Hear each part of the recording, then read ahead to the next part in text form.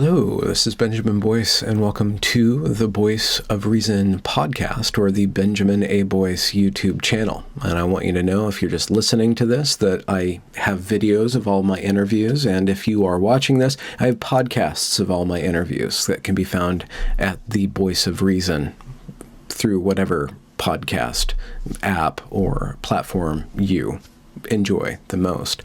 Today's interview is with King Crocoduck, who is a fellow YouTuber with almost 90,000 subscribers. So if you guys don't know about him, you should go over there and check out his stuff, especially his series titled The Science Wars. Absolutely brilliantly put together and excellently argued, which goes to say he's arguing for science and against different cultural tides that are trying to erode science in different ways. Also of note, a couple weeks ago, he published an article titled Woke Fragility under the pseudonym I. Karamazov, and he published that on Medium, and that also is linked in the description. Woke Fragility is an excellent kind of pastiche of Robin DiAngelo's concept of white fragility, and in my estimation, King Crocoduck's Woke Fragility actually makes more sense as a useful rubric of understanding the cultural milieu that is occurring right now than does Robin DiAngelo's highly racialized, one might even argue, highly racist screed, white fragility. So I found that article and we connected, and I wanted to showcase his brilliant mind on my channel. This mind of his is incredibly scientifically oriented, but he still has a very deep respect for the domains that are outside of science, being morality and culture. I'm sure that your politics and his might not completely align, but it's always great to be exposed to something that is differently oriented, or oriented in such a fashion that you do agree with, but might be thinking through things at a more deeper, more logical level. So, without further ado, here is King Crocoduck. Really liked your woke fragility. That absolutely brilliant Thank you. construct that you did. Do you want to talk about that to begin with? Yeah, I'm actually thinking about developing it into a book. Why not? What inspired you to? What was the process of coming to that idea? Was it kind of like a flash of inspiration, or? Well, for years and years, I've been parroting this stuff privately, not necessarily on my YouTube videos, but certainly in other YouTube live streams and comment sections and things like that. This woke ideology, it has a very basic template that anyone can copy.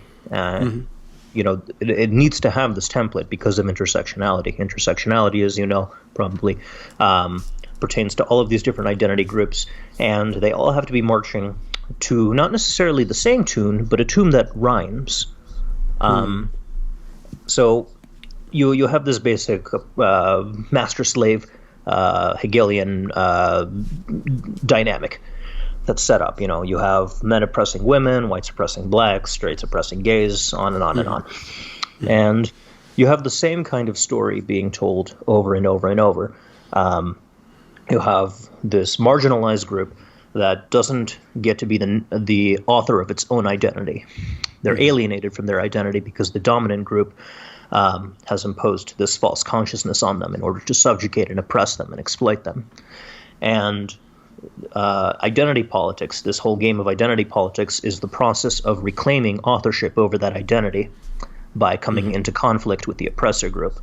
This is basically the template, and all of the all of the language, all of the organs of the theory of wokeness, so to speak, the grand unified theory of wokeness. They can be transplanted into any one of these causes, whether it's LGBT causes, racial causes, feminist causes. It's the same story. So, and this is by design. So you can take advantage of this. You can exploit the fact that there's this common story being told. You can take that story and you can start filling it out with your own cast of characters. And you can take their story and flip it on its head. What you have to understand about these things is they're not really receptive to evidence. I'm not telling you anything you don't already know. You went through the Evergreen debacle personally. Yeah. But these worldviews are not responsive to evidence. The conclusions exist independently of what the evidence is. Okay. And white fragility theory is probably the best example of this I've ever seen. It's pretty egregious, isn't it? She just went all the way. Yeah.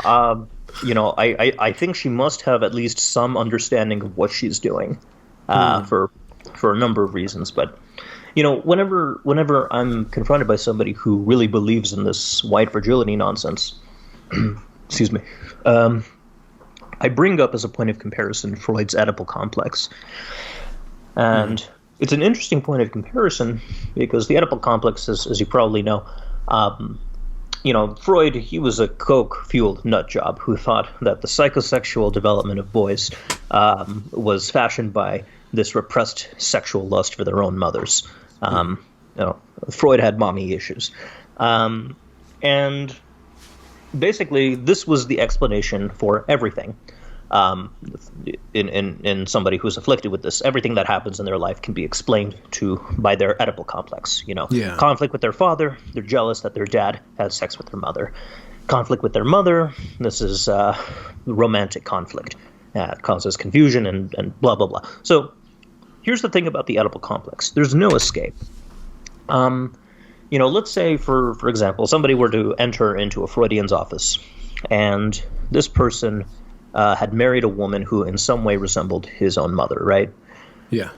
Maybe she looks vaguely like like his mother. Maybe this woman has a personality trait that reminds him of his mother. Okay, that's a clear manifestation of the Oedipal complex, according to the therapist. But then suppose another patient walks into the office, and this one marries a woman who in no way resembles his mother. Completely different personality, looks completely different. Well, what does the therapist say at that point? The Freudian is going to say, aha, you see, this person is going to such lengths to repress his Oedipal complex. This is a clear example of reaction formation, and so is still a manifestation of the Oedipal complex. And so like a two-sided coin with Freud's cigar filleting face on both sides, it doesn't really matter what the outcome is. Everybody has the Oedipal complex. Yeah, and defiance is built in to the argument, or I guess to the narrative, perhaps. Yes, exactly. It doesn't matter what the evidence is. The conclusion is always going to be constant. This is not a theory whose conclusions are accountable to our senses. And is this like you're comparing these two things, Oedipal complex and white fragility? Is there like a abstracted pattern of this, like some sort of like conceptual understanding of these types of arguments or complexes or narratives, or I guess loosely said theories, where they're immune to evidence and then they have a bunch of denial built into it? The word you're looking for is non-falsifiability. Okay. So and why is that so bad? Well, non-falsifiability is not a property of anything other than dogma. Okay. We live in a world where we have an imperfect understanding of it. This is something, as a scientist, I'm confronted with all the time. And if we're going to be able to approximately understand how the world works, we have to develop theories. And we're constantly developing theories. Even if you're not a scientist, you're developing theories. You have some notion of, your senses are being, your mind is being bombarded, right? Your five senses are processing information. But that information isn't just, it's not just hitting you in bundles. When you walk through a forest, you're not just being bombarded with these disorganized smells and tastes and sights and things, right? It's being organized in a certain fashion so that when you walk through a forest, you're not seeing greens and browns and grays. You're seeing rocks, you're seeing trees, you're seeing squirrels. Mm-hmm. Your mind is playing a constructive role in organizing that information. Yeah. And it does it in a certain way so as to give you predictive and explanatory power so that you can navigate the world and function within it. Okay. So a non-falsifiable theory is a theory where it doesn't really matter what your senses are bombarded with. It doesn't matter what the input is. You still have the same model. The model doesn't respond to new information. This kind of model is best avoided because this is the kind of model that turns a person into a traffic hazard. They're walking down the street, a bunch of cars are moving past them. Well, this is all just in my mind. I'm imagining the cars. Somebody else says, well, look, I see the cars too. Well, you're imagining it too. They'll have some excuse, and they walk through the middle of the street and they turn into a pancake. Right. Mm-hmm. This is hyperbole, but as a general principle, it illustrates why non-falsifiable theories are kind of crap. You can see this. It's a property of a lot of bad theories. Astrology, for instance. Don't tell Carlin I said that. Okay. Wait, George or Borisenko? Okay. So, I do this with my students sometimes. There's this psychological phenomenon called the Barnum Effect, where if you take a series of statements that seem to apply to pretty much anybody, there's an entire list. I can actually look that up right now. Barnum Effect. So this is kind of like loosely some form of showmanship, or yes, that's where the name comes from. Then. Yeah. Right. So here's a list of items. 1, you have a great need for other people to like and admire you. 2, you have a tendency to be critical of yourself. 3, you have a great deal of unused capacity, which you have not turned to your advantage. 4, while you have some personality weaknesses, you are generally able to compensate for them, and on and on and on. Very general statements that are sufficiently general to apply to pretty much everybody, but not so general as to be completely vague. So what I do with my students sometimes is I'll tell them, okay, this is when I'm teaching an astronomy class, and I want to hammer in the point that astrology is doo-doo. I'll tell them, all right, class, I sent your personal information, just your names and your birthdays, to this professional organization that does horoscopes. So I'm going to be passing out these envelopes showing your astrological profile. Please don't look at your neighbors' papers, respect their privacy. Just look at these, put them back in the envelopes, and then I'm going to call out some numbers on a scale of 1 through 5. How impressed are you with what the profile says? And typically I get something about 4, fairly impressed.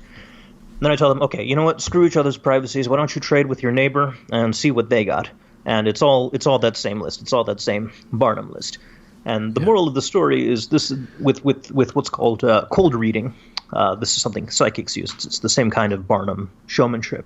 Okay. And of course, astrologists will always have some explanation, some excuse as to why this kind of thing happens. Anytime an astrological prediction fails, there's always going to be some reinterpretation of it. The prediction is just general enough to apply to anybody and just flexible enough to be molded into whatever conclusion they want it to fit after the fact.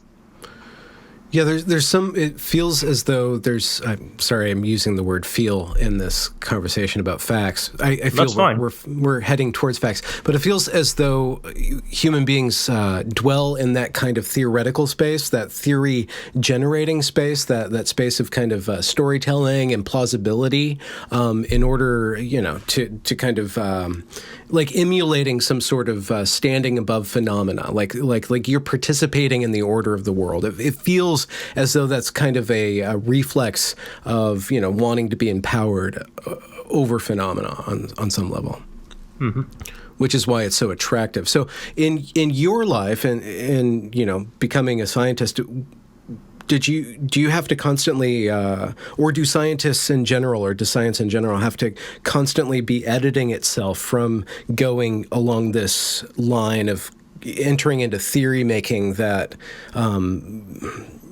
starts to construct these non-falsifiable claims about things? Yeah, absolutely. And what are the tools to kind of constantly stop that from happening? That's a good question. So one good conceptual tool is to explicitly set out what the predictions of the model are. What should be the state of affairs if the model is true? And the contrapositive as well. You have to set out what are called counterfactuals. What should not be the case if the model is true? If these things are the case, the model is not true. And then you run an experiment, and you see, now, of course, this is a bit of a simplification. It is possible. Those theories are still flexible enough to have enough wiggle room. Falsifiability is not the only consideration at play. But it is an important one. Fundamentally, the theories do have to be accountable to our senses, and if there are components of the theories that are independently not accountable to our senses, so you can have something in a theory that is not in and of itself, directly observable, like mental states in psychology or the wave function in quantum mechanics. They still have to have consequences that manifest in the real world, and those consequences have to be delineated fairly clearly. Yeah. If you adopt the attitude of the soothsayer and just mold the prediction to whatever conclusion you want, you're not going to be taken seriously.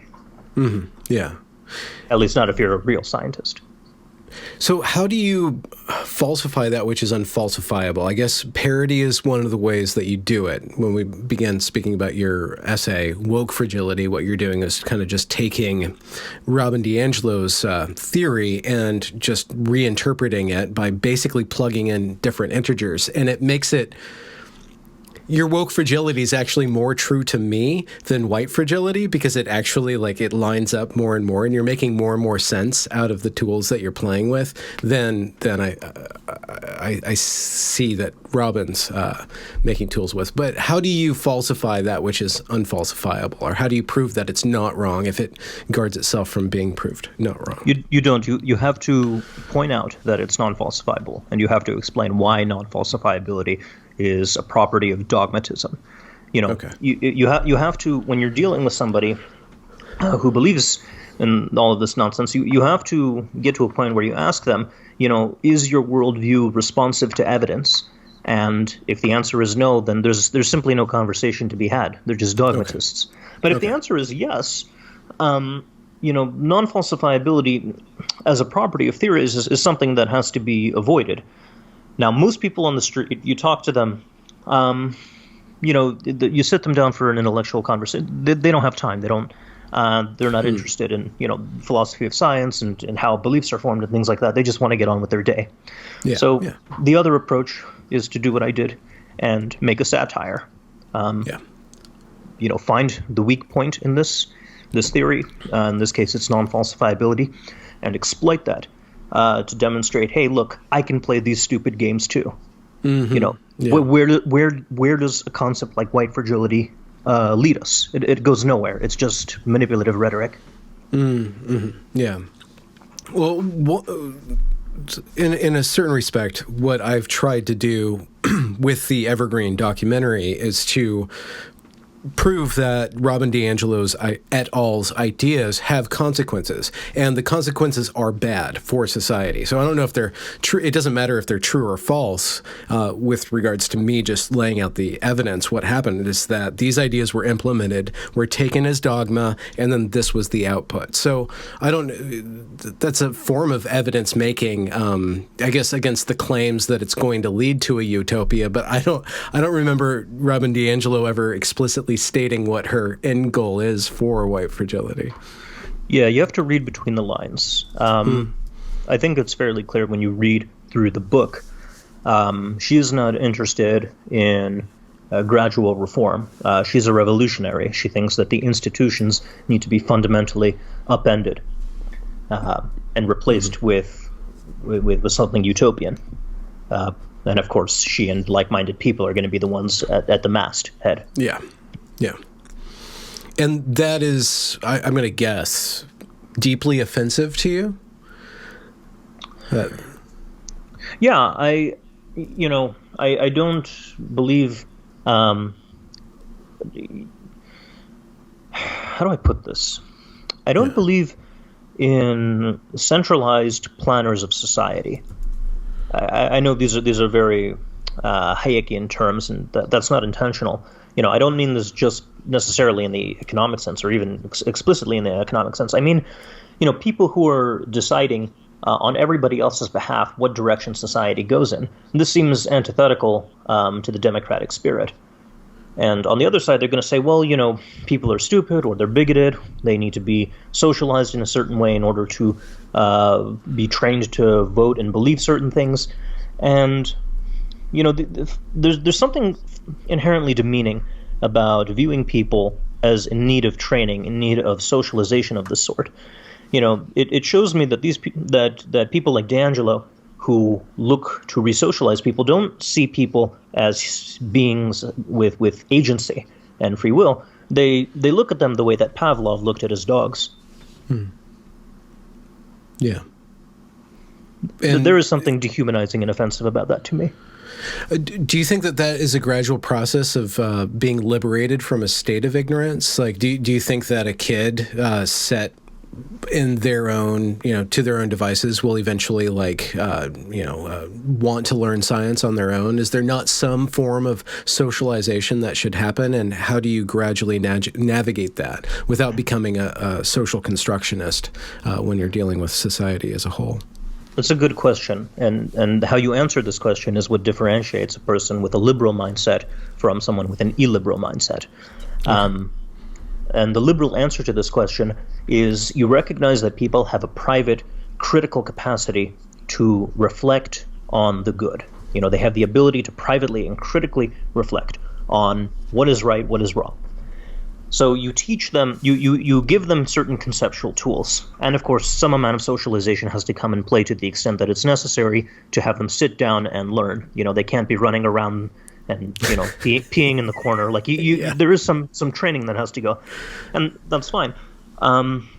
Just for basic functioning in society for the purposes of that. But when you get to higher order thinking, you can't train them to reach certain conclusions.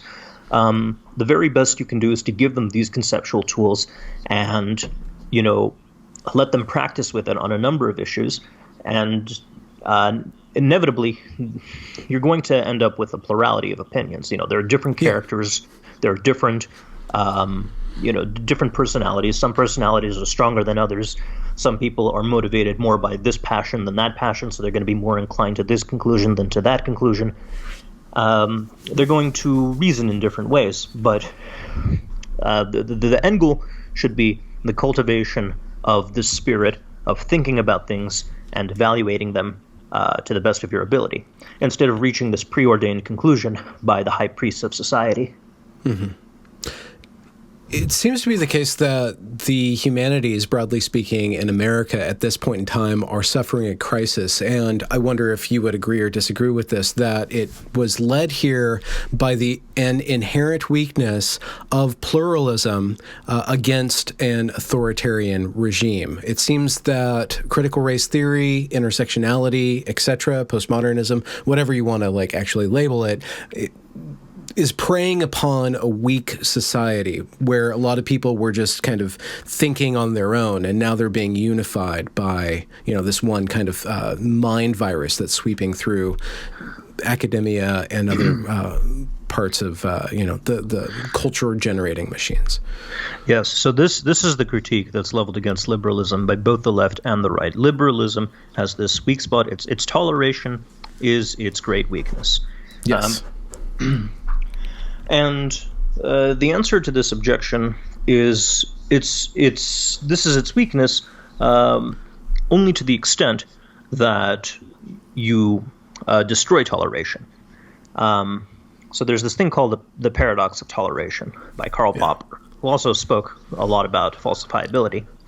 And you'll see this on Twitter a lot. People have this little cartoon about the Paradox of Toleration, and they get it completely ass backwards. So... Go figure. Yeah.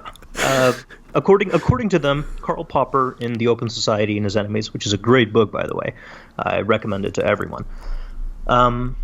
they think that Popper is recommending that people who have intolerant ideologies, that is to say, ideologies that do not tolerate certain groups of people, they're racist, they're sexist, or whatever, those should not be tolerated, otherwise we're going to be destroyed by those ideologies.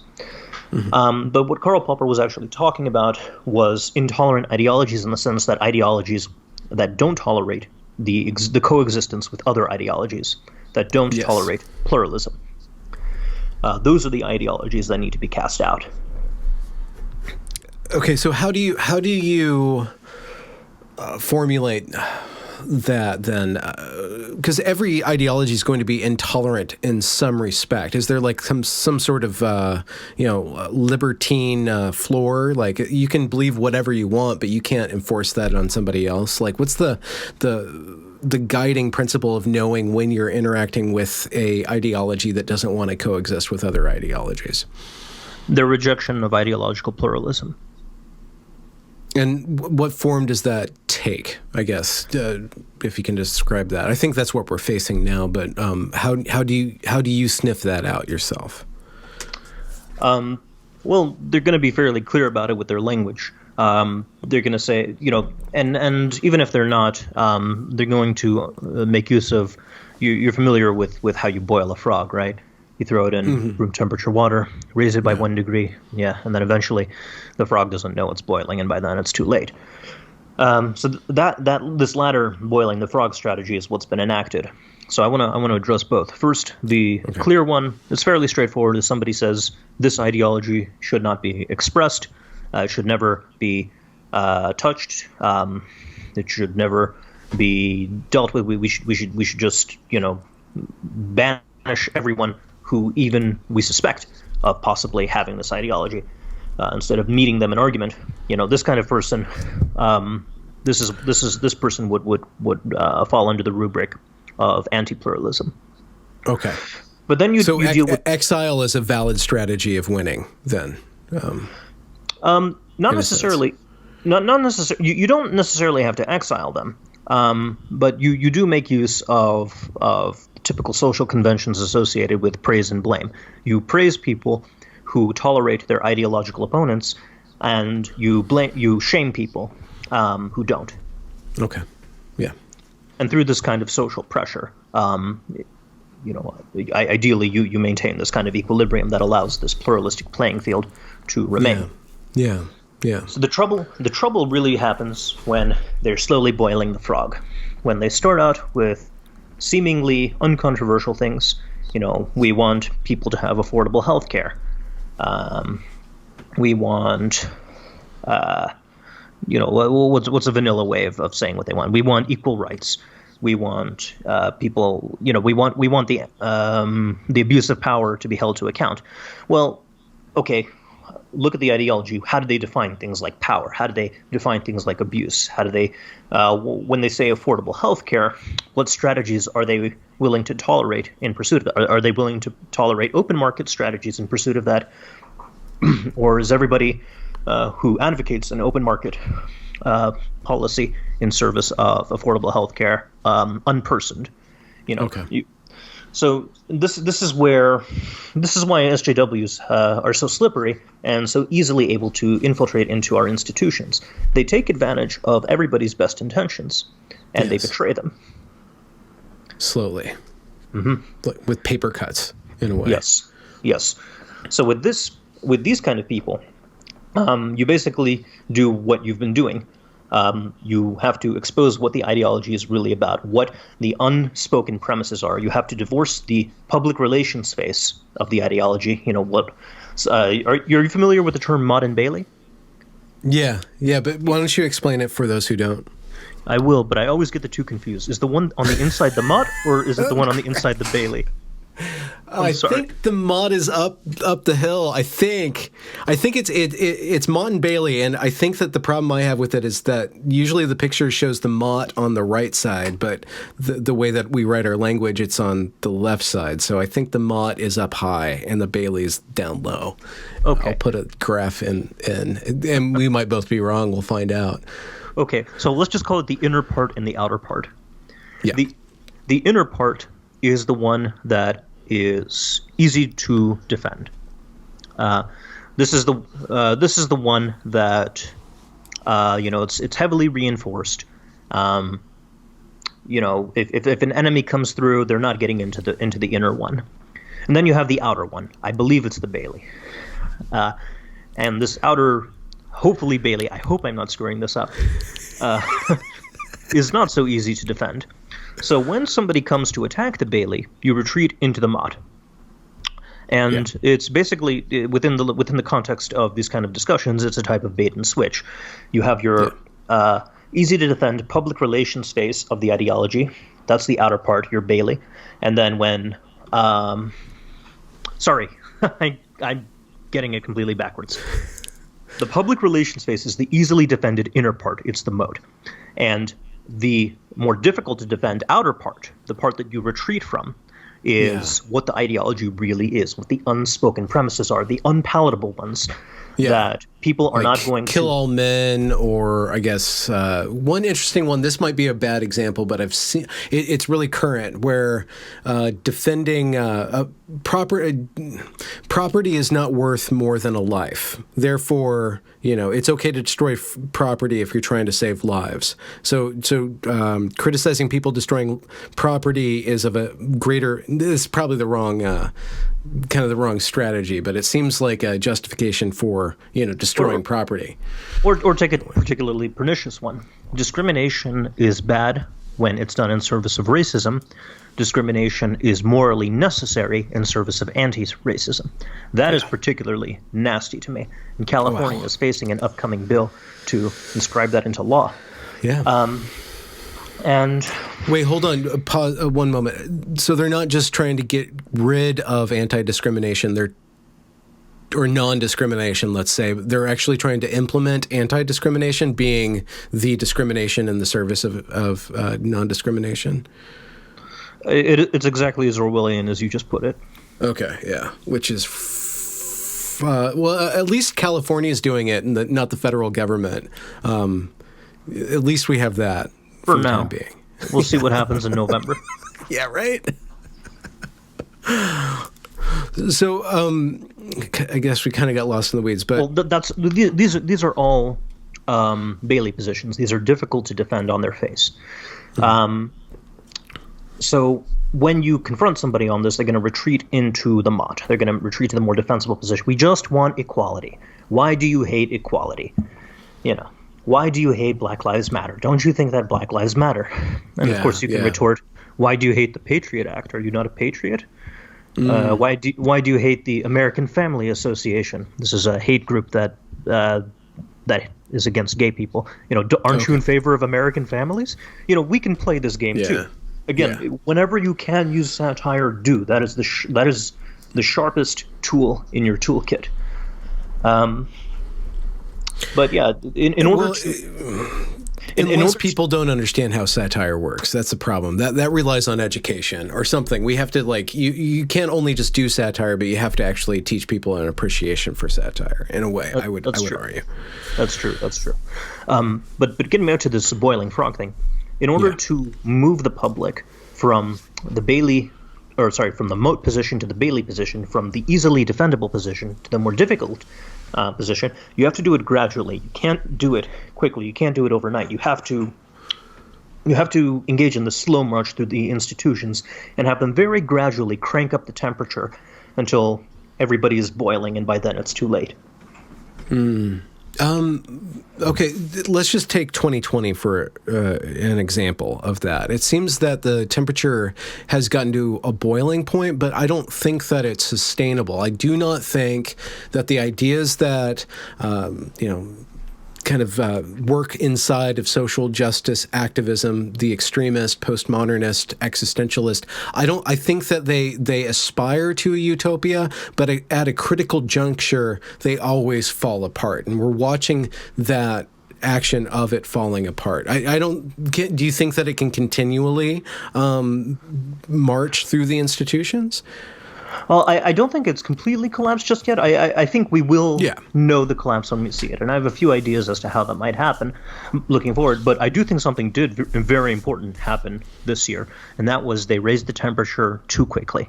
People started to notice the boil. And now frogs are jumping out of the pot. Oh, okay. With hashtag walk away.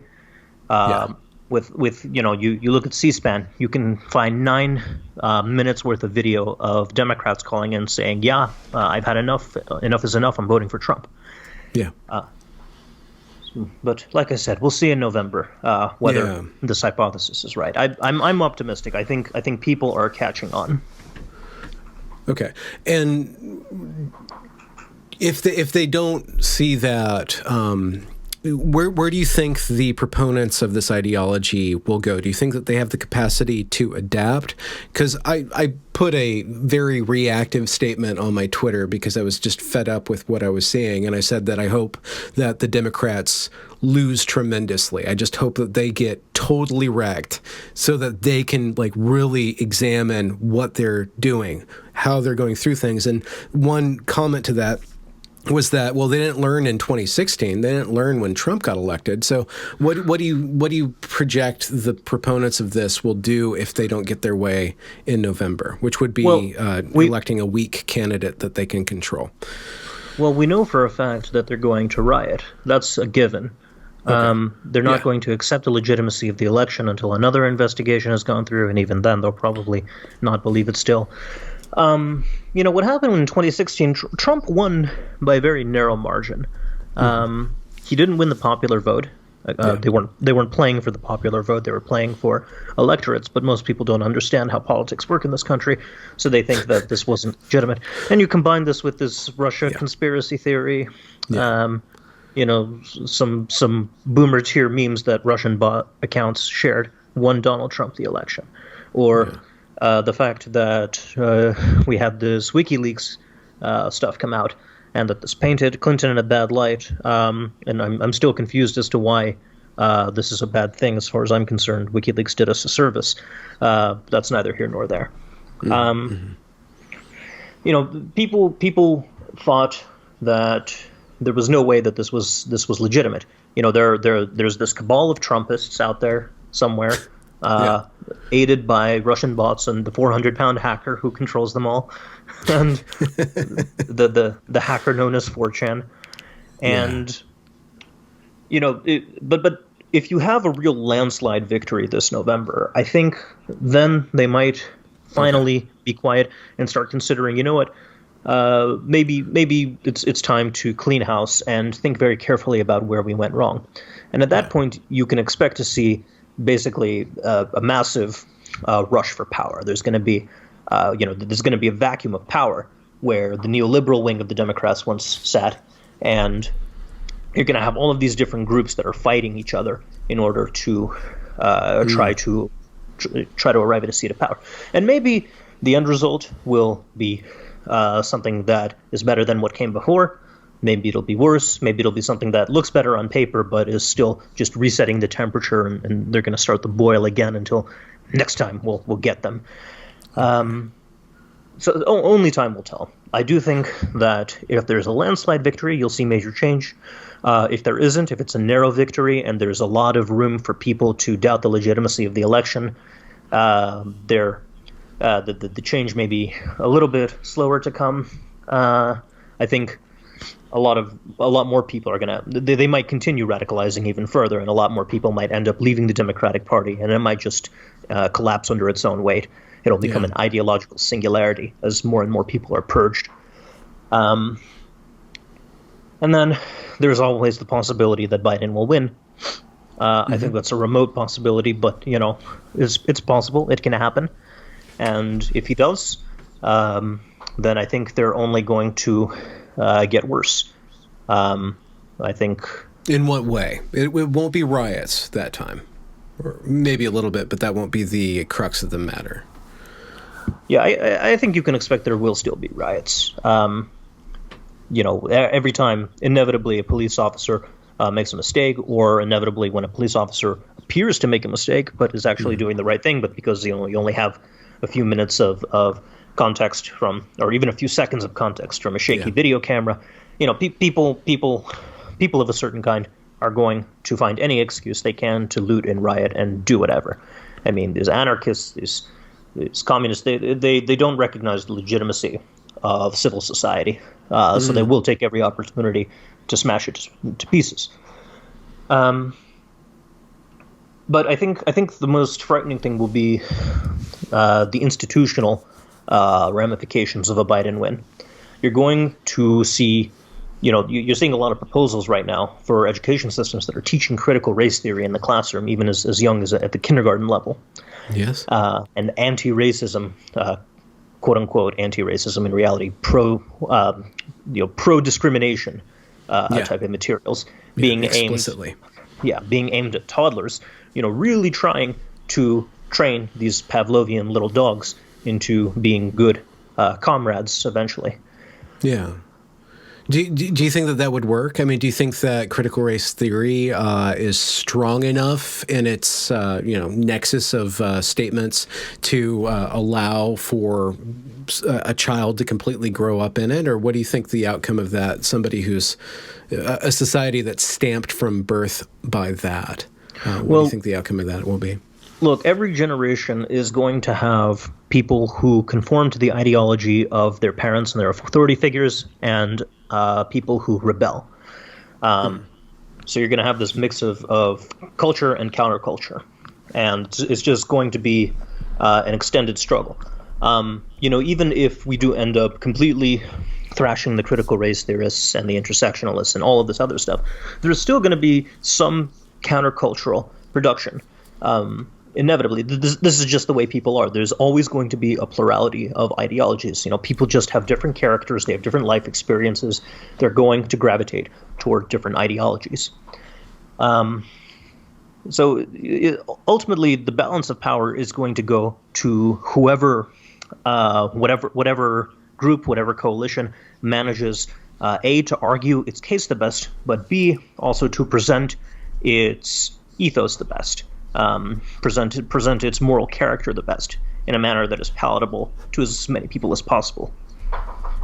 And what constitutes that then? What constitutes? And we're not. This is no longer a scientific conversation when we start to talk about morality. Or do you think that it is? Do you think that logical, falsifiable morality can persuade the masses? Well, I don't know about that. I do think that there is something to be said about the philosophy of morality being its own separate, autonomous entity from scientific activity. But when you persuade people with moral reasoning, Jonathan Haidt talked about this with this really good metaphor of the elephant and the rider. You have to talk to people's elephants. You have this beautiful frontal part of our brain that is responsible for all the conscious and rational decision making, and then you have the rest of our brain that came billions of years, or sorry, hundreds of millions of years before the rest of us did, and one of these is going to have a bit more purchase than the other, even if one of these thinks that it's in charge of the other. So. You have to talk to both. You can't just appeal to emotion. There has to be reals, but you can't can't divorce feels from the conversation entirely either, because the reality is people just don't respond completely to reals. You have to talk to their feels as well. Mm-hmm, mm-hmm. And in your perspective, how would you divvy up what Robin DiAngelo and Kendi are speaking to? Are they speaking to the rider, the elephant? Are they kind of like this rationalist? Absolutely. They're speaking to the elephant. And this I think is one of the... Do you think? What part of the elephant? I think... it depends really on who exactly they're talking to. Certainly there's guilt involved, but also there's a lot of pride and status. It's a way of signaling status. Putting pronouns in your bio. I don't think it's really just for the purpose of showing solidarity. I think it's also a way of signaling that you're part of a certain community, of a certain elite, highly educated community. It's your coat of arms. It's your what's the term I'm looking for? It's your silk robes. It's a way. It's your expensive watch. It's something that you flash and show people, I belong to this higher intellectual class than the rest of you. I'm not saying that's all there is, but it's certainly a part of it. There's certainly conceit of this kind. I heard Slavoj Zizek give a joke. I think this was maybe in his debate with Jordan Peterson of the synagogue, and one of the Jews comes up, he's praying, he says, "God, forgive me, I am nothing, I am pitiful, I am pathetic, please forgive me." And he sits down, another Jew comes up, "God, forgive me, I am even more pitiful, even more pathetic, even more wretched, please forgive me." And then the first Jew stands up and says, "Who the hell does this guy think he is, thinking he's nothing and he's less than me? I am the least of all of these people." So it's this kind of virtue signaling. Yeah.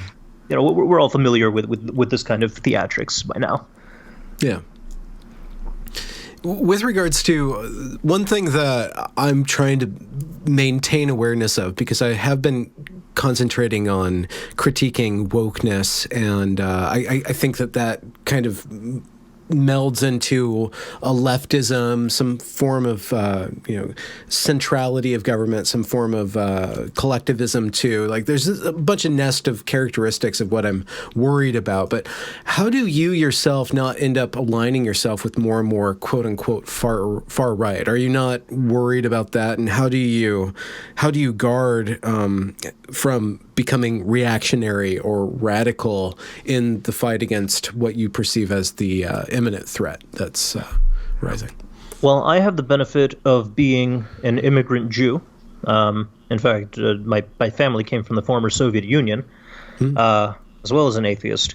So, there's certain theocratic and fascistic elements that automatically, based on my family history and based on my own beliefs, I'm just, that's just not for me. We're not going to get along. Well, okay. Could we venture into a critique of fascism, because that's something that's bandied about in the recent shooting in Kenosha. I don't want to get too into it, but the person who ended up firing on the people who were apparently attacking him was Hispanic, but he's constantly being called white supremacist. He's constantly being called a fascist. So what is it about fascism that is wrong or inefficient, or that you think is not tenable for a society? What does that why do you want to cast that out of the tolerant society, and how does it operate?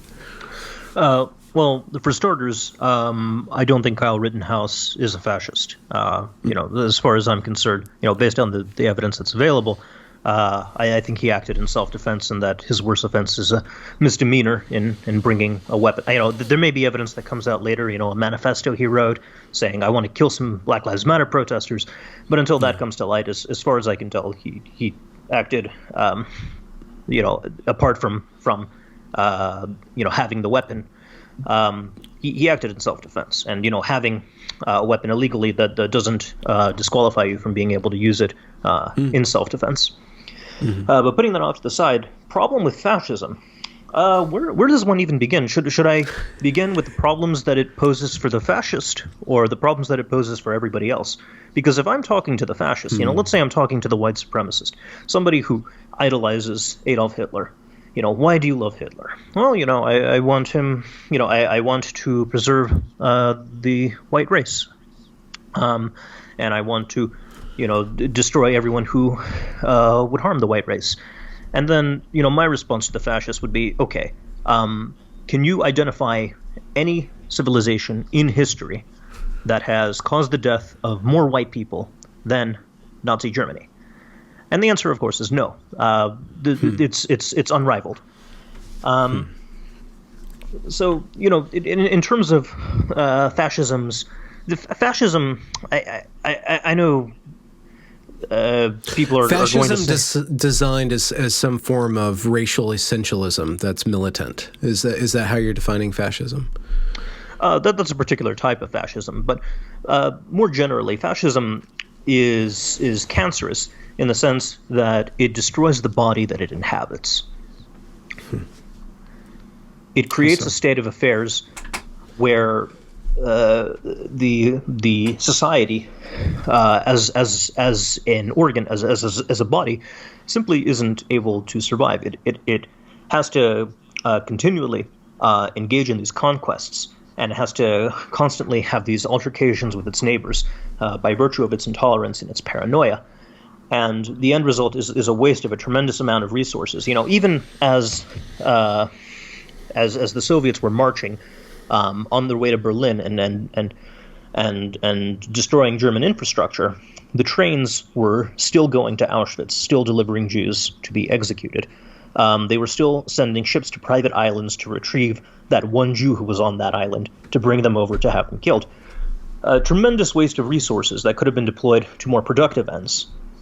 In the pursuit of purity, I guess? Is that the animating principle? Yeah, you waste a tremendous amount of resources, including human resources. The tremendous fraction, the tremendous number of the people who were killed, would have gone on to make great scientific and artistic achievements, great business and entrepreneurial achievements, and Germany deprived itself of that because it had this hate for them. It basically shot itself in the foot. The consequences of fascism are and always have been self-imposed. Huh. Okay. Do you think that it's an actual threat, or is this part of the pot boiling the frog to be seeing it and countering it everywhere? By which I mean the media, the liberal elite.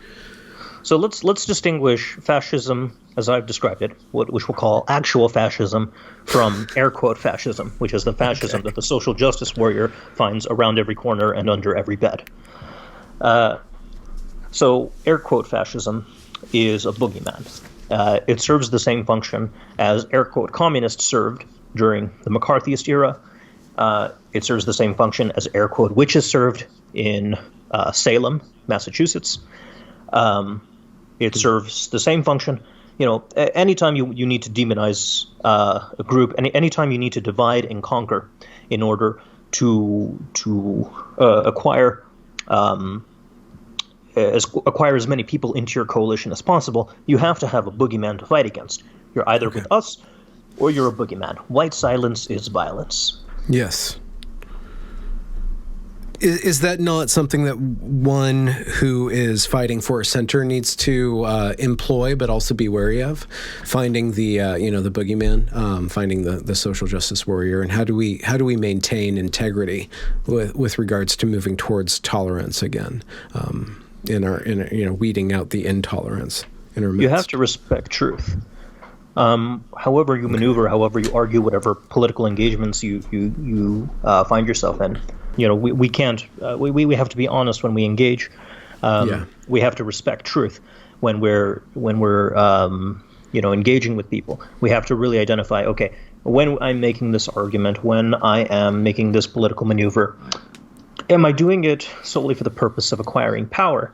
Of course, power is important if you're going to win a culture war, but it shouldn't come at the expense of truth. In pursuit of what we regard as freedom and justice, and to the inequality of opportunity, we can't kill truth. As long as you do that, I think you won't be, as long as you're self-critical and reflective, I don't think you'll be in much danger of being paranoid. Okay. This is probably the wrong question to ask somebody of your stature, but what the fuck is truth? So, that's a very good question. Truth. Okay, the way I define truth, it's a label that we assign to propositions in accordance with a certain set of standards. Now, what exactly those standards are, your mileage will vary depending on the context you're talking about. What constitutes truth in, say, physics? What standards are used to find that? That's going to differ from the standards when we're asking, when we're evaluating literature. If I'm asking, if I'm asking a doctor what's inside of a person's heart, they can cut the heart open and they can say, okay, here's the left ventricle, right ventricle, blah, blah, blah, blah, blah. But if I ask, the poet what's inside of a person's heart, they're going to give me a very different answer without, they're going to do it using words. And, whether we can properly regard that as truth, Some people will say yes, other people will say no. You have to have a very narrow, only a scientific admission for what constitutes truth. I'm agnostic on the issue. I don't go too deeply into it. But for all intents and purposes, truth just means consistent standards in accordance with. Truth means a label that you assign to propositions in accordance with a certain set of standards. Yeah, and so guiding that as some sort of compass for guiding you in approaching or defending or instituting a tolerant society. How does truth function in that? In trying to get us to not fracture and dissolve into riotous chaos like we're seeing now? Well, these standards for what constitutes truth can't be anarchistic. It can't be that truth is something unique for every person. There has to be some agreement as to what standards we're going to use to develop truth. And there are compelling arguments one can follow from different lines. For my own part, I'm a naturalist. I follow a naturalistic line as to how we can all agree what the truth is or what the standards are we should use for evaluating truth. And, even if people don't agree with certain premises or if they want to shift things this way and that way, there should still be enough overlap for us to say, okay, there's this thing that we can identify through family resemblance, and this standards we'll call truth. Mm-hmm. Yeah. Okay, so just for example, what's happening right now with regards to the Black Lives Matter ideology or ethos or a mindset is that they are perceiving a truth that they express as Black lives are constantly, systemically, on every level, at every inch. It depends on who you're talking about and what state of agitation they're in, but they are presenting a view of the world where Black people are constantly under assault. And it seems to be the case that at this point in time, this particular point in time, any argument against that is discarded or is diminished or is openly reviled. How do you pull people back from that ledge that they're driving us to? You have to take it a step back and have them examine their standards. So when you are arguing with the kind of person you're talking about, they're going to retreat to what we call a phenomenological position. It is my lived experience that such and such is the truth. Okay. And lived experience, this has been presented to my five senses, and it's incorrigible. Only I get to say what I've experienced. You don't get to deny what I've experienced. Yeah. And the way you rebut this is to have them realize that being bombarded with these five senses is not the only thing that's going on. Like we were talking about earlier with the forest and how you're not just seeing greens and browns and grays. Your mind is playing an active role in organizing that information. So when you're presented with information like pictures of George Floyd being suffocated or news reports that Kyle Rittenhouse drove across state lines for the express, you're organizing a certain subset of all of the information that's out there, and you're organizing it in one of innumerable ways in order to generate a theory for what's going on. Mm-hmm. And you have and to from that theory comes that action plan, which is what we see. Right. Yeah. So how do you challenge this theory? Well, you have to say, okay, what are the standards that we want our models to meet? Is it reasonable to omit certain pieces of information that could be deleterious to the narrative? Is it fair to reach for the most uncharitable conclusion when information is limited?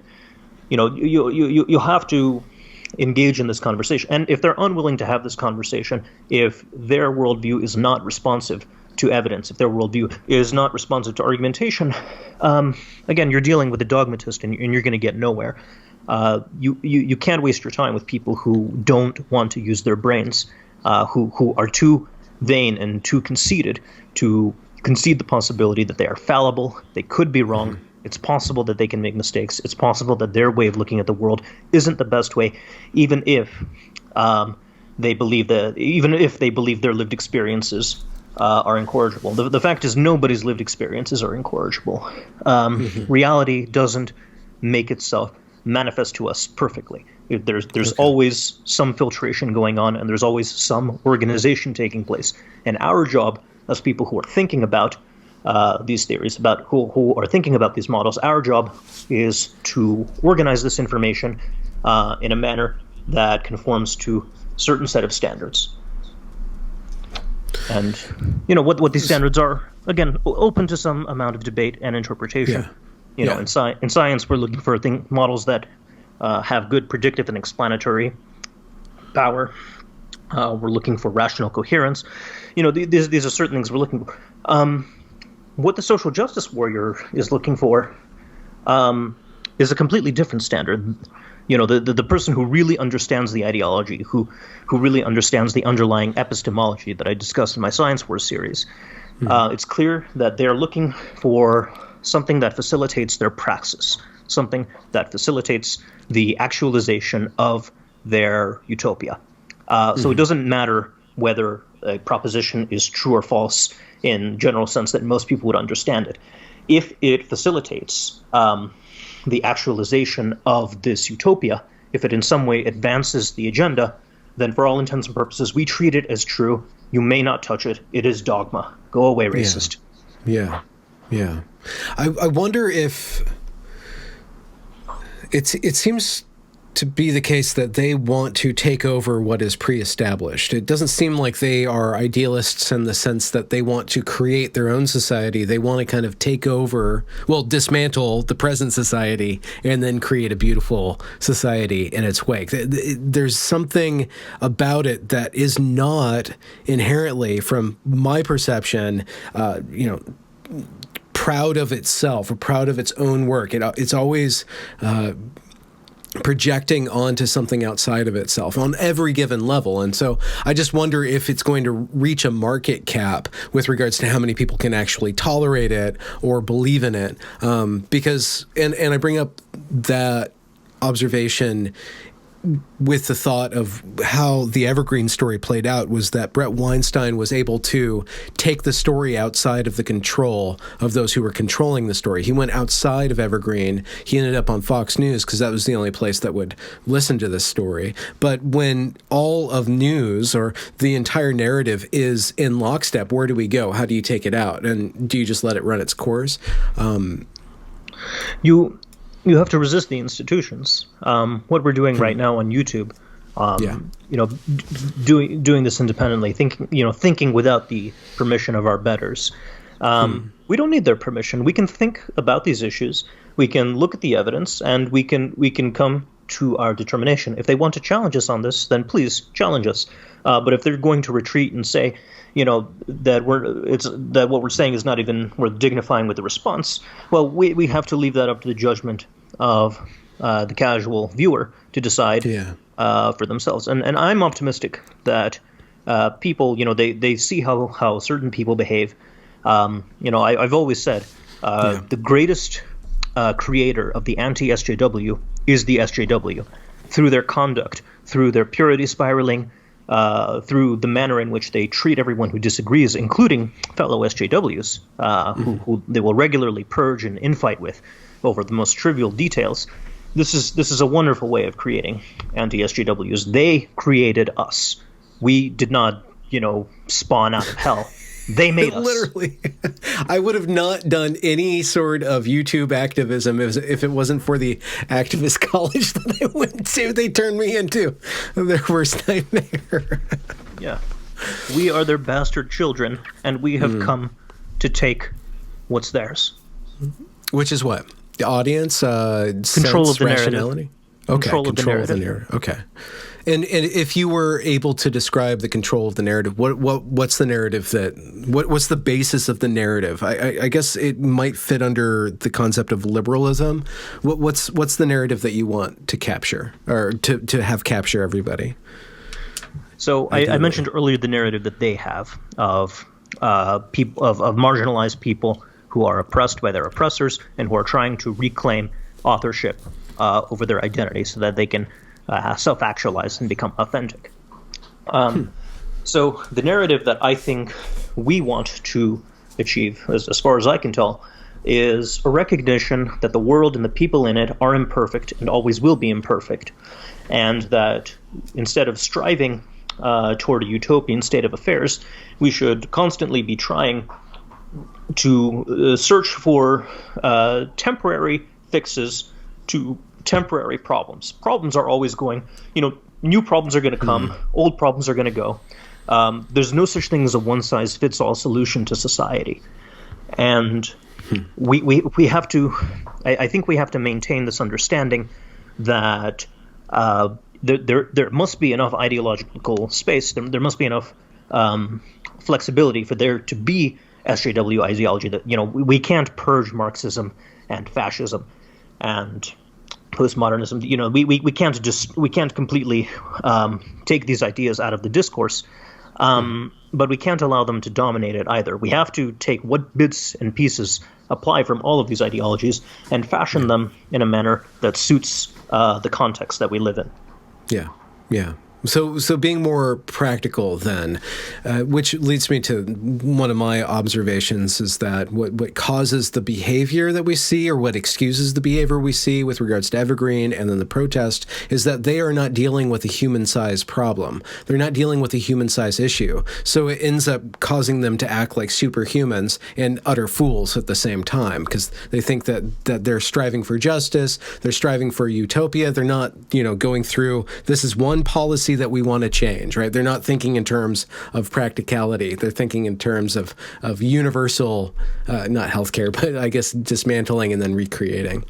They live in a world where resources are infinite, where time is infinite, and where our ability to allocate time and resources is perfect, and where everyone would be exactly the same, if not for the evil, corrupt institutions that are corrupting everybody and making them different. This is the world they live in.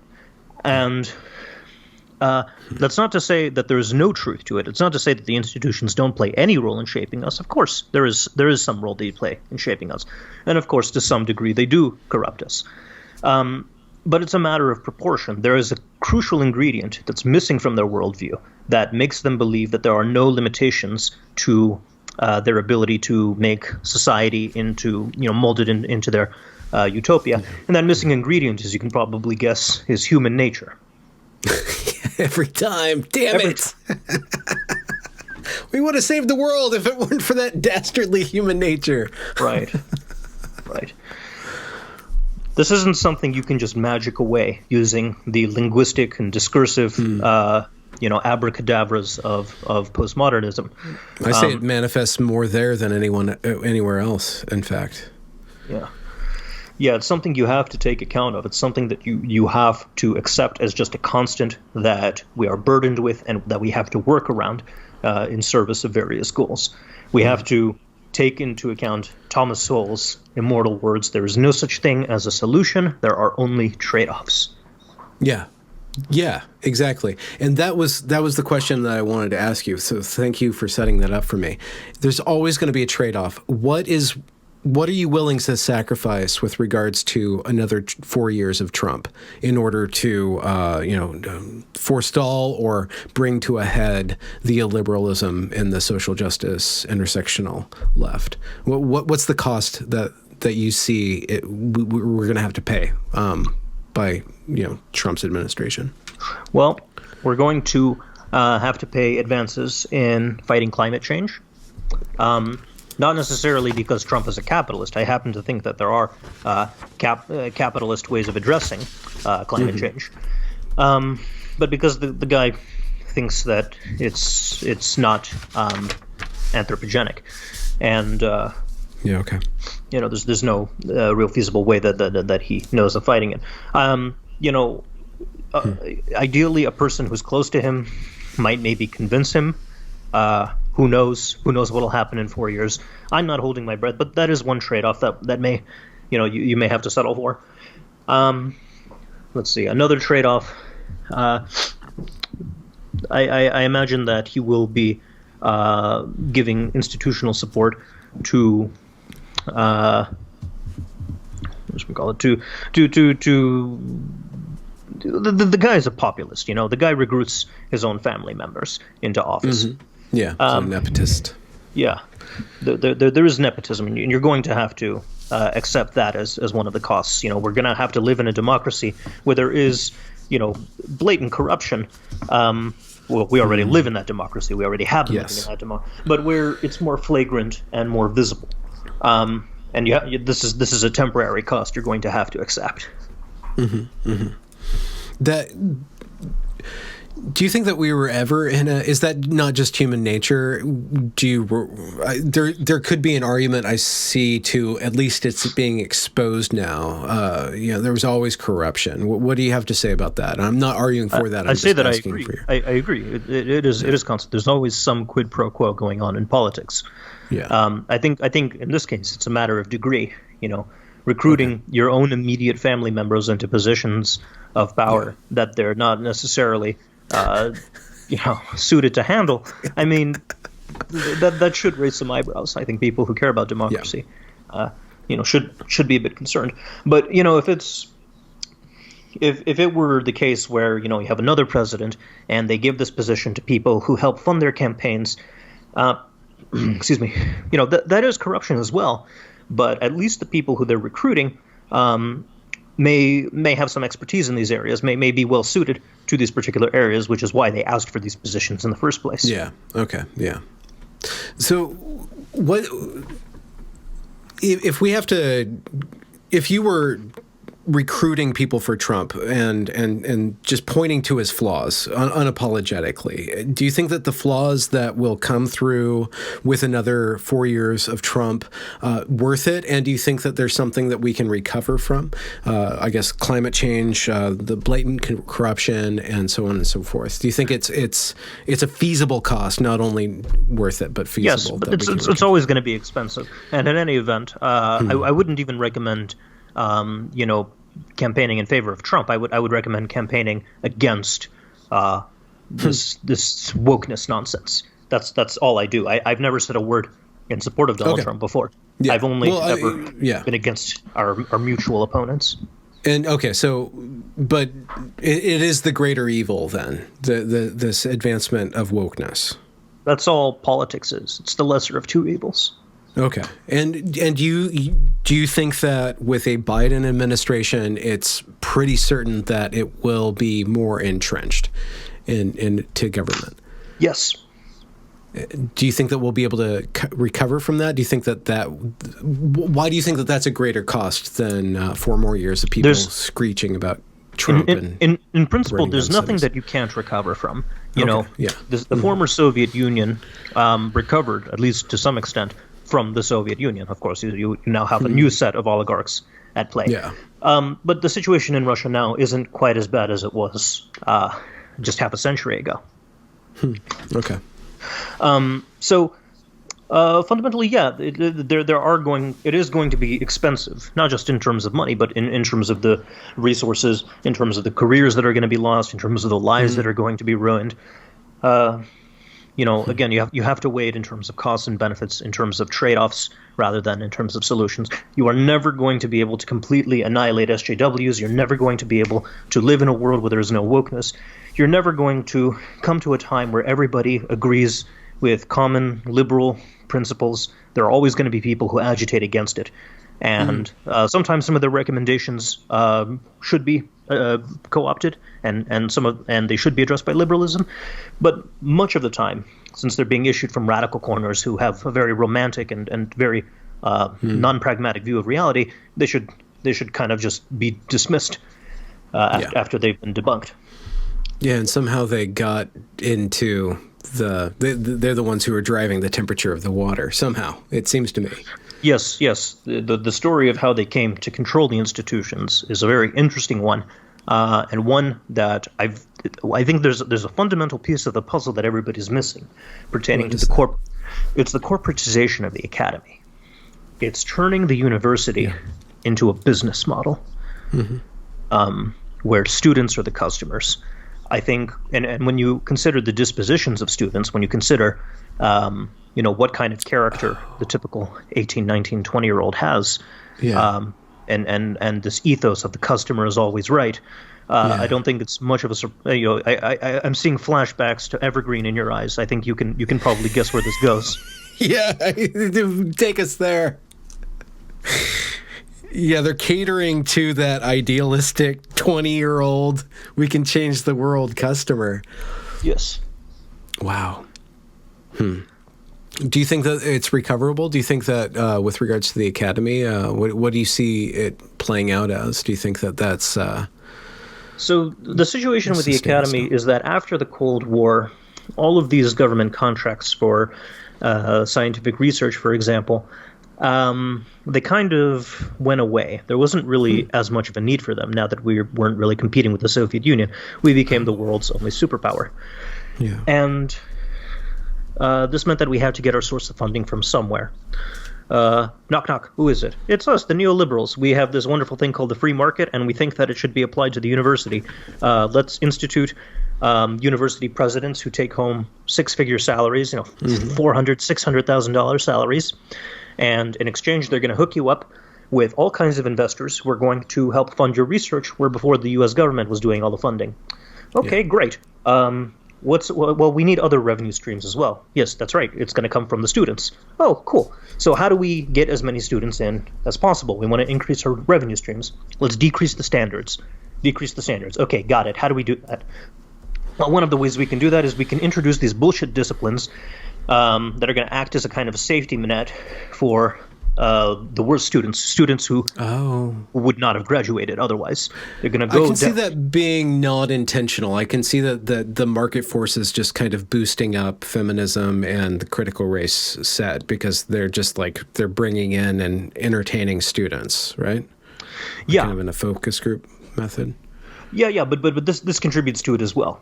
If you follow students, if you look at how standards have declined over the years with things like grade inflation, and you measure the quality of the students that are coming into the academy versus the quality of the students coming in before, you would say there's been a notable decline in the quality, and the extent to which it's declined approximately fits the extent to which students are filtering into these bullshit disciplines. I mean, I don't know if you've ever been in a gender studies or Chicano studies course, but you basically half your grade comes from demonstrating that you have a pulse. Just show up to class. There's half your grade, and then the remaining half you regurgitate your professor's beliefs back to them. In Heather McDonald's book, The Diversity Delusion, she was citing this one story about this kid who got into a fairly prestigious institution through affirmative action, and he was failing all of his courses because of the mismatch problem, except for Black Studies. That was the one course that he got an A in. Everything else he was failing and getting D's. And I think this kind of reflects the situation with a lot of these bullshit majors. They function as a safety net. That's not necessarily the purpose for which they were created. But they're good for the university. They allow the university to inflate its graduation rates, to artificially inflate that. And of course, you send public relations agents out into high schools to publish materials that say, if you don't go to college and get a degree in college, regardless of whether or not you know what your major is going to be, regardless of whether or not you have your life figured out, if you don't go to college, you're working in McDonald's for the rest of your life. This is the message. Exactly. This is the message that we communicate to people in high school. So they come to college, they have no idea what they want to do. Oh, look, an easy class where I get an easy A. Yay, I got a dopamine hit. I'm good at something. Maybe I should major in this. All right, I got my degree. What am I going to do for money now?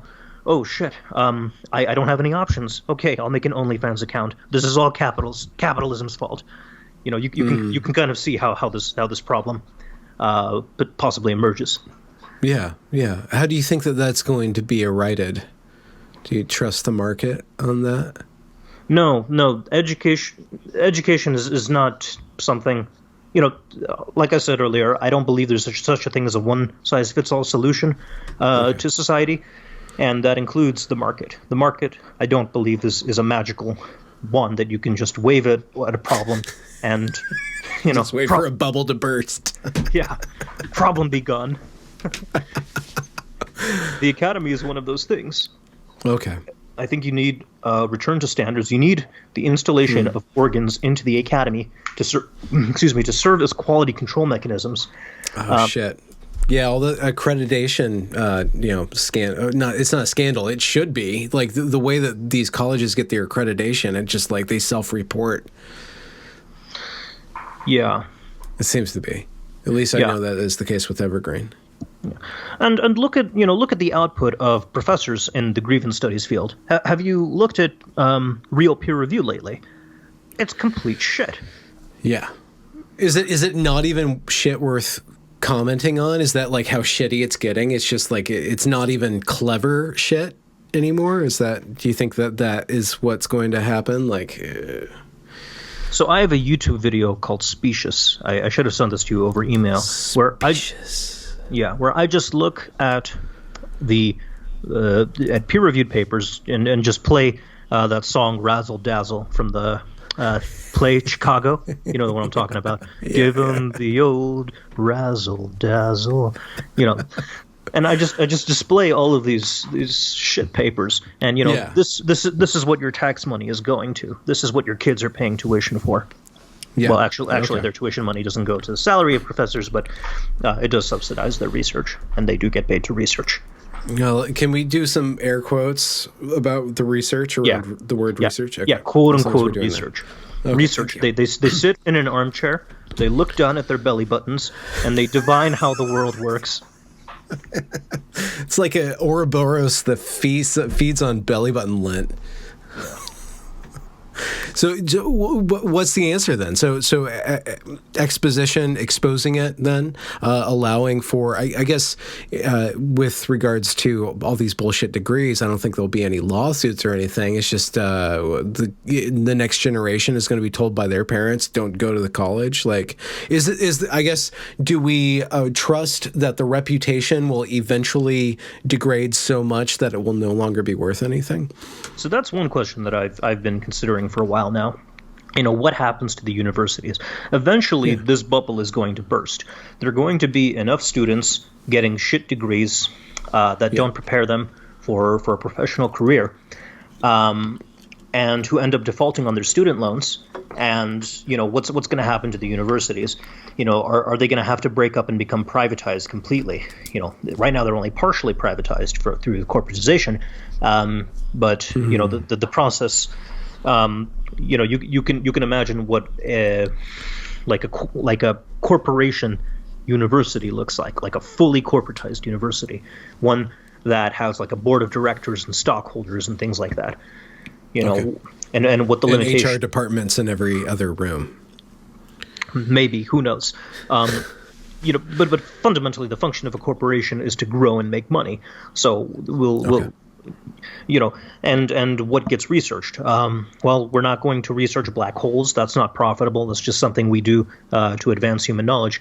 We're not going to research, a psychoanalytic reading of Shakespeare or Hamlet or Shakespeare or why am I blinking? Chaucer or any number of authors. Beethoven. Things. Sure. We're the arts and that subset of the sciences that don't necessarily advance any business interests, any financial interests. These are not necessarily going to be covered by these corporations. Occasionally, you'll get the odd SpaceX, but that's the exception, not the rule, right? Yeah. Okay. Yeah. So I am concerned about what happens to the universities. So you think that it should be you advocate for a liberal arts university that is not proving itself according to profit, but proves itself according to some other metric of the value of knowledge that it's producing? Yes, and there is even a place in such a university for critical race theory, for postmodernism, within reason. It can't get out of control the way it is right now. There has to be an organ of quality control in place, more than what we have right now with peer review. Because right now, certain peer-reviewed journals are just functioning as madrasas to legitimize the ideology through what Brett Weinstein calls idea laundering. I don't know if you've heard this term. Yeah. I've laundered many an idea through Brett Weinstein.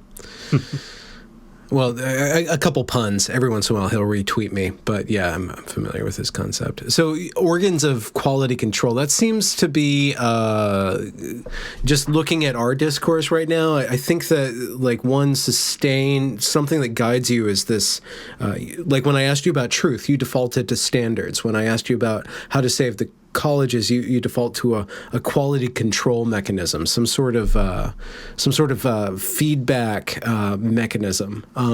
That's built into different institutions. I guess like a corporation is proved by the market. Science is proved by the quality of knowledge that it produces. Perhaps even society can be gauged, or a social movement can be gauged by the quality of behavior it produces, right? So is quality like the kind of the guiding principle? Yeah. And it is important to have standards for these things and not to let them get out of control. Mm-hmm. You know, when we're doing science, for example, we're trying to achieve a certain goal. We're trying to predict and explain phenomena. Yeah. When the artist is engaging in an activity, you know, art is subjective. Anything can be art. Fine, but not anything, right? You know, there are still standards within different mediums that are generally accepted. Even if people shirk these standards and they say, "Oh, this isn't real. I'm gonna subvert these standards and create something new and better," and then they, you know, put a toilet in the museum and call it art. Like, you know. Sorry, I'm still upset about that one. Not about Duchamp, but like that people are still talking about it. Like that's the shittiest part about it, that art teachers are still teaching about that. Like shut the fuck up about the fucking toilet already. It was clever in 1920 or whenever, 13. I can't remember the day. Yeah. You know, if you ask a person what art is, you know, ask three artists what art is, you're going to get four different answers. Yeah. So one of them's going to change his mind halfway through. Yeah. It seems that, not to psychoanalyze you, but it seems like you're very rooted in scientific appropriation of the truth or travel toward the truth, but you give room for the humanities. You make room in your worldview for these other facets of human life. How did you get to the point where you're trying to balance those things? Well, I think fundamentally we have to recognize that science and the humanities serve different functions. To really simplify it, I would say science gives us the means to live our lives, you know, comfortably and fruitfully. And the humanities give us the reasons to live our lives. Mm-hmm. They give us a justification to live. That's not to say that the sciences don't have their own, you know, beauty, and that can serve as its own justification. And that's not to say that the humanities might not be able to tell us anything about how the world works, but that the core functions do differ, and so the standards may end up having to differ. Yeah. Does that make sense? Yeah, it does. Do you think that your YouTube is a kind of an intersection of that, like the appeal to people and the like trying to inspire people to adore art or science? That is, like to have a human reaction to the pursuit of truth. Sure. You know, a lot of fruitful science is inspired by art, and a lot of fruitful art is inspired by science. These things, there is dialogue between these things. Mm-hmm. Do you have something special planned for the future with regards to your capacity of being King Crocoduck, if I'm pronouncing that correctly? What's next on his plate, King Crocoduck's plate? Oh, man. At some point, I'm going to have to make Quantum Theory Made Easy Part 3. God damn it. Wait, how many parts are there? Like 2. But is there a finite amount of episodes and trying to make it easy? Between 5 and 6. Oh, okay. All right. So have you mapped that kind of out, and it's kind of in there? The third one is difficult in terms of execution because this is where all of the crazy math comes in, and quantum mechanics is intuitively indecipherable at a certain level. At some point, you just have to throw your hands up and do the math and see that the math works. And to a general audience, that's not going to work. So I'm trying to square the circle. I'm trying to make it intuitive enough for people to understand without losing what the math actually says is going on. Yeah. It's like the Deepak Chopra quandary. You're trying to get people to understand it without totally understanding it and abusing it like he does in a way. Trying to, because he uses. It seems like people in his wheelhouse use the indecipherability of quantum mechanics to project a bunch of bullshit onto it. And what you're trying to do is kind of square the circle in the fact of trying to make it less bullshitty in a way, even though it's indecipherable. So it's not that quantum mechanics are indecipherable. It's just that you have to have you have to reach a certain level of math that most people haven't reached in order to really grasp what's going on. And once you grasp it at the mathematical level, you see it's very difficult to translate that into an intuitive picture of what's going on. And that does allow people like Deepak Chopra to come along and do the kind of abuse you're referring to. I'm not a fan of Deepak Chopra, as you might know from my... I picked that up, yeah. No. I really care about presenting this information as accurately and faithfully as I can, but also it has to be done in a way that people understand. And when the quantum mechanics is spoken in the language of linear algebra and partial differential equations, it can be tricky.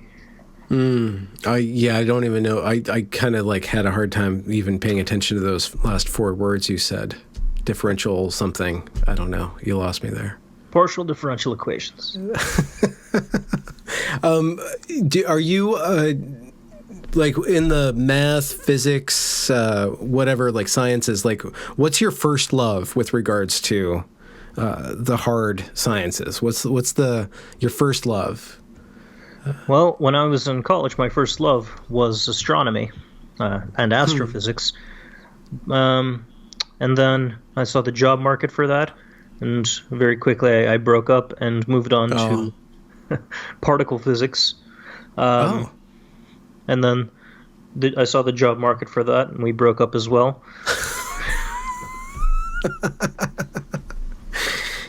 And then I went on. Go ahead. You're trying to find a middle ground. Yeah. It seems like you went. Yeah. Really. So then I found computational biophysics, and it was great. It was theoretical physics, and I was making new stuff, and there were no, I had all of this beautiful mathematical and computational frameworks, but they didn't manifest in any real world consequences. There was no experimentation going on, so I broke up with that as well and moved on to biomedical physics, which does strike the balance between theory and experiment, and does so in ways that affects people's lives in a manner that I find fulfilling. Okay. Wow. Yeah, it seems like I have a picture of a bouncy ball. You started really high, you went really low, and then you kind of you found this nice porridge that's not too cold, not too hot, and you get to interact with the human situation. Yeah, it's nice. And the physics are interesting too. That's important. You have to love the science because you're stuck with this job for 40 years. Wow. Well, cool. I think we're done. With the recording, I'm going to stop the recording. Did you have one more salient bit of wisdom? Do the reading. Which reading? We're talking about the whatever fragile... it is you're talking about. When you're engaged in any argument, know your opponent's position better than they do. Do the reading. Yeah. Okay. It could be a coffee mug. I'm going to stop the recording. Congratulations for reaching the end of the podcast. If you enjoyed this product, consider donating to this channel via paypal.me/Benjamin Boyce or joining me on Patreon. Also follow me on Twitter at Benjamin A. Boyce. Have a good night.